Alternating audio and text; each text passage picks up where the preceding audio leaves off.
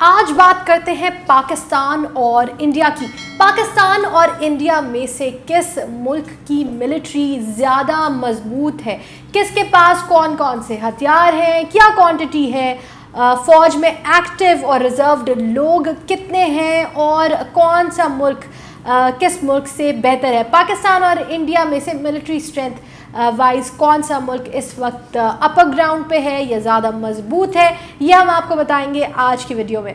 अस्सलाम वालेकुम, मैं हूँ फरजीन अमीन और आज हम आपको बताएंगे पाकिस्तान और इंडिया की मिलिट्री स्ट्रेंथ्स के बारे में। नेवी हो, एयरफोर्स हो या ग्राउंड फोर्सेस हो, आर्मी हो, किसकी फ़ौज ज़्यादा स्ट्रॉन्ग है। आपको बता दें कि पाकिस्तान और इंडिया दोनों ही अपने बजट का एक बड़ा शेयर देते हैं अपने मिलिट्री एक्सपेंसेस को, यानी मिलिट्री को जो बजट जाता है इट्स क्वाइट हाई। और दोनों ही मुल्क को बहुत शौक़ है कि अपनी मिलिट्री के जो एसेट्स हैं उनको इंक्रीज़ करे और मिलिट्री पे ज़्यादा से ज़्यादा स्पेंड करे। सबसे पहले बजट से ही बात शुरू करते हैं। तो पाकिस्तान जहां अपने ओवरऑल बजट का ऑलमोस्ट 3% बजट मिलिट्री को देता है, यानी एग्जैक्टली अगर हम बात करें तो 2.9% टोटल बजट का जाता है मिलिट्री को।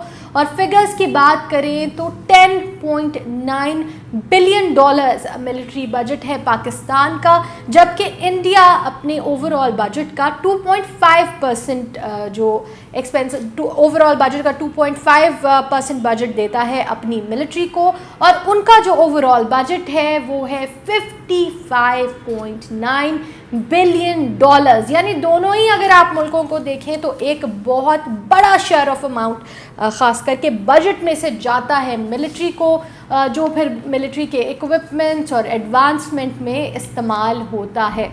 चलें एक्टिव पर्सनल्स की बात कर लेते हैं। दोनों ममालिक में वो कितने एक्टिव पर्सनल्स हैं जो फ़ौज में इस वक्त किसी भी वक्त जंग के लिए मौजूद हैं और जंग के लिए तैयार है। सबसे पहले हम पाकिस्तान की बात करते हैं और पाकिस्तान में टोटल 6,53,800 एक्टिव मिलिट्री पर्सनल्स या मिलिट्री मैन एंड वुमेन मौजूद हैं जो किसी भी वक्त जंग लगने पर, जंग छिड़ जाने पर अवेलेबल हैं। वहीं अगर हम इंडिया के स्टैट्स देखें, टोटल नंबर्स देखें तो इंडिया के पास 21,40,000 एक्टिव पर्सनल्स एवरी टाइम मौजूद हैं। पाकिस्तान और इंडिया का बहुत डिफरेंस नज़र आता है, लेकिन हम ओवरऑल पॉपुलेशन के हिसाब से देखें पाकिस्तान और इंडिया की और कंट्री साइजेस के हिसाब से देखें तो परसेंटेज वाइज पाकिस्तान की जो परसेंटेज है एक्टिव मिलिट्री पर्सनस की वो इंडिया से कहीं ज़्यादा है।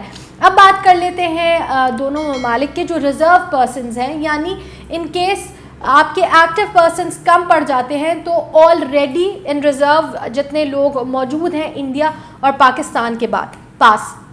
तो रिज़र्व पर्सनल्स की बात करें तो इंडिया के पास 11,55,000 रिज़र्व पर्सनल्स मौजूद हैं और पाकिस्तान के पास मौजूद हैं 5,13,000।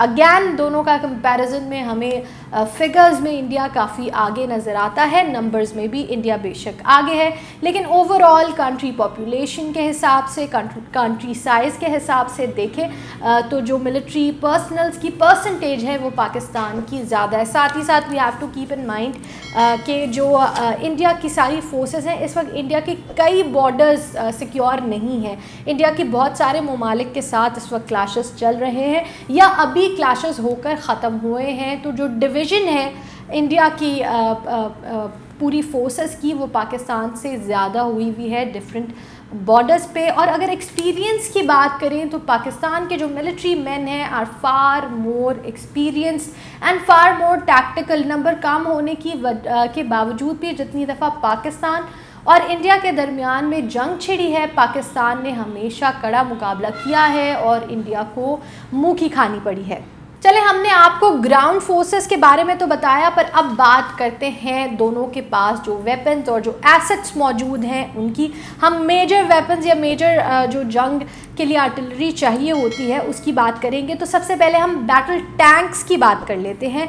तो पाकिस्तान के पास टोटल बैटल टैंक्स हैं 2735। वहीं इंडिया के पास टोटल बैटल टैंक्स जो हैं वो 4426 हैं। दोनों के पास जो बैटल टैंक्स हैं उनकी स्पेसिफिकेशंस डिफरेंट हैं, और पाकिस्तान के पास जो टैंक का नंबर है वो कम ज़रूर है, लेकिन टैक्टिकल बैलेंस अगर आप देखें तो पाकिस्तान के पास जो 2735 टैंक्स हैं वो टैक्टिक वाइज इंडिया के 4436 टैंक से ज़्यादा बेहतर हैं। साथ ही साथ टोटल आर्टिलरी की बात कर लें तो पाकिस्तान के पास मौजूद है 3745। वहीं इंडिया के पास जो आर्टिलरी मौजूद है उसका फिगर है 5067। बहुत ज़्यादा डिफरेंस इन फिगर्स में हमें इंडिया और पाकिस्तान के दरमियान नज़र नहीं आता। साथ ही साथ हम आर्म्ड फाइटिंग व्हीकल्स की बात कर लेते हैं, जिसमें आपकी जो रनिंग व्हीकल्स हैं और जो फ्लाइंग व्हीकल्स हैं वो दोनों आ जाती हैं। तो पाकिस्तान के पास मौजूद है 3066। वहीं इंडिया के पास आर्म्ड फाइटिंग व्हीकल्स का नंबर है 5681। हम जब इन दोनों को डिस्कस करें तो आपको बता दें कि ये स्टेटिस्टिक्स 2020 तक हैं। ईयर 2020 तक के जो ऑफिशियल स्टेटिस्टिक्स रिकॉर्ड हुए हैं हम उनका कंपैरिजन कर रहे हैं। जो एडिशंस 2021 में हुए हैं बजट के अलावा वो हमने यहाँ पर डिस्कस नहीं किए हैं। साथ ही साथ हम बता दें कि रॉकेट्स दोनों ममालिक के पास कितने हैं, तो पाकिस्तान के पास 134 रॉकेट्स मौजूद हैं और इंडिया के पास इस वक्त 292 रॉकेट्स उनके टोटल एसेट्स में इस वक्त शामिल हैं। बहुत ज़्यादा लार्जर डिफरेंस दोनों की ही एसेट्स में हमें नज़र नहीं आता। और जब हम कंपैरिजन बता रहे हैं वाइल हमें ये लगता है कि पाकिस्तान और इंडिया दोनों को अपने डिफेंसेस के लिए इन सारी चीज़ों की ज़रूरत है, वहीं हम साथ ही साथ आपको बताते जाएं कि दोनों ममालिक के लिए पीसफुली एक दूसरे के साथ अपने मैटर्स को कंक्लूड करना और आगे बढ़ाना ज़्यादा इम्पोर्टेंस रखता है, या पाकिस्तानी या इंडियन अवाम की ज़्यादा ख्वाहिश होगी कि ये वेपन्स कभी भी एक दूसरे के ख़िलाफ़ इस्तेमाल ना हो। आगे चलते हैं और बात करते हैं पाकिस्तान और इंडिया की एयरफोर्स की। पाकिस्तान और इंडिया की एयरफोर्स को देखा जाए तो बहुत ज़्यादा लार्जर डिफरेंस नहीं नज़र आता। पाकिस्तान के पास जहां टोटल एयरक्राफ्ट्स 1143 हैं, वहीं इंडिया के पास टोटल एयरक्राफ्ट्स 2261 हैं। फाइटर एयरक्राफ्ट्स देखें तो पाकिस्तान के पास 186 फाइटर एयरक्राफ्ट्स हैं और इंडिया के पास 323 एयरक्राफ्ट्स मौजूद हैं। एयरफोर्स में दोनों कंट्रीज़ के पास हेलीकॉप्टर्स की तादाद में भी बहुत ज़्यादा डिफरेंस नज़र नहीं आता। जहां पाकिस्तान के पास 323 हेलीकॉप्टर्स हैं, वहीं इंडिया के पास 700 हेलीकॉप्टर्स मौजूद हैं। ये टोटल हेलीकॉप्टर्स हैं जिसमें सपोर्ट हेलीकॉप्टर्स और फाइटिंग हेलीकॉप्टर्स दोनों शामिल हो जाते हैं। नेवी की बात करें तो नेवी में इंडिया को पाकिस्तान पे एक बहुत बड़ा जो प्लस है इंडिया के पास वो ये है कि उसके पास 2 एयरक्राफ्ट कैरियर्स हैं, जबकि पाकिस्तान के पास इस वक्त तक एयरक्राफ्ट कैरियर्स नहीं हैं। 2020 की फिगर्स में पाकिस्तान और इंडिया का जो मेजर फ़र्क है वो ये नज़र आता है कि जहां इंडिया के पास 2 एयरक्राफ्ट कैरियर्स हैं, वहीं पाकिस्तान के पास एयरक्राफ्ट कैरियर्स नज़र नहीं आते। सबमरीन्स की बात करें तो इंडिया के पास इस वक्त 15 सबमरीन्स हैं और पाकिस्तान के पास इस वक्त 5 सबमरीन्स हैं, लेकिन अगेन स्ट्रेटजिकली वो 5 सबमरीन्स इंडिया के 15 सबमरीन्स को टक्कर देने के लिए बेशक बिल्कुल काफ़ी हैं। आगे बात करते हैं एक डेंजरस एलिमेंट की। पाकिस्तान और इंडिया दोनों ही न्यूक्लियर कंट्रीज़ हैं, दोनों के पास न्यूक्लियर वॉरहेड्स मौजूद हैं और दोनों ही NPT के सिग्नेटरीज़ नहीं हैं, यानी जो नॉन प्रोलिफरेशन ट्रीटी है जिसके तहत जो उसकी सिग्नेटरीज़ हैं वो न्यूक्लियर वेपन्स नहीं नए और बना सकती, या जो उनके पास ऑलरेडी न्यूक्लियर वेपन्स थे उनको कम करने थे और साथ बताना था कि वो प्रोलिफरेट नहीं करेंगी, यानी अपनी कंट्री के जो न्यूक्लियर वेपन्स हैं वो किसी और कंट्री को नहीं देंगी और ना ही उनकी तादाद बढ़ाएंगी। तो पाकिस्तान और इंडिया दोनों ही एक दूसरे से दुश्मनी की ही वजह से नॉन प्रोलिफरेशन ट्रीटी के दोनों सिग्नेटरीज़ नहीं हैं। पाकिस्तान के पास जहां टोटल वॉरहेड्स 160 हैं, वहाँ इंडिया के पास टोटल न्यूक्लियर वॉरहेड्स 150 हैं, यानी पाकिस्तान के पास जो न्यूक्लियर वॉरहेड्स हैं वो इंडिया से ज़्यादा हैं। 10 न्यूक्लियर वॉरहेड्स इंडिया से ज़्यादा हैं, पर क्योंकि ये न्यूक्लियर वॉरहेड्स हैं तो 10 की फिगर भी बहुत ज़्यादा बड़ी हो जाती है। इन सारे उसमें फिर बैलिस्टिक मिसाइल्स भी आते हैं, शॉर्ट रेंज बैलिस्टिक मिसाइल्स आते हैं, लॉन्ग रेंज बैलिस्टिक मिसाइल्स नज़र आते हैं। पाकिस्तान के पास the number of short range ballistic missiles ज़्यादा हैं जो स्ट्रेटेजिकली लोकेटेड हैं और बहुत डेंजरस इम्पैक्ट कर सकते हैं अगर इन केस खुदा न ख्वास्ता पाकिस्तान और इंडिया के दरमियान इस तरह का कोई कॉन्फ्लिक्ट शुरू हो जाता है।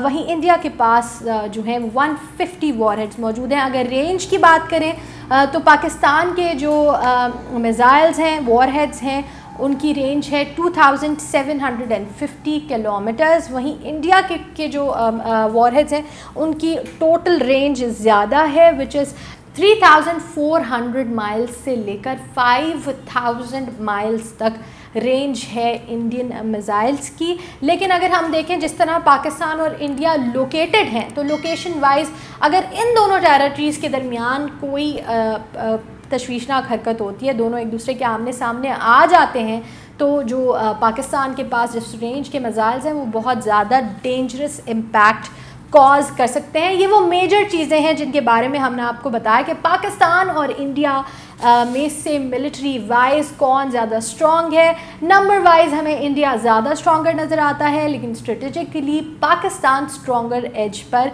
नज़र आ रहा है। जहां हम इन दोनों कंट्रीज़ का कंपैरिजन कर रहे हैं, साथ ही साथ हम ग्लोबल क्रक्स की तरफ से ये भी कहना चाहते हैं कि पाकिस्तान और इंडिया में कभी भी कोई मिलिट्री कॉन्फ्लिक्ट होना दोनों ममालिक के लिए मुस्बत बात नहीं है।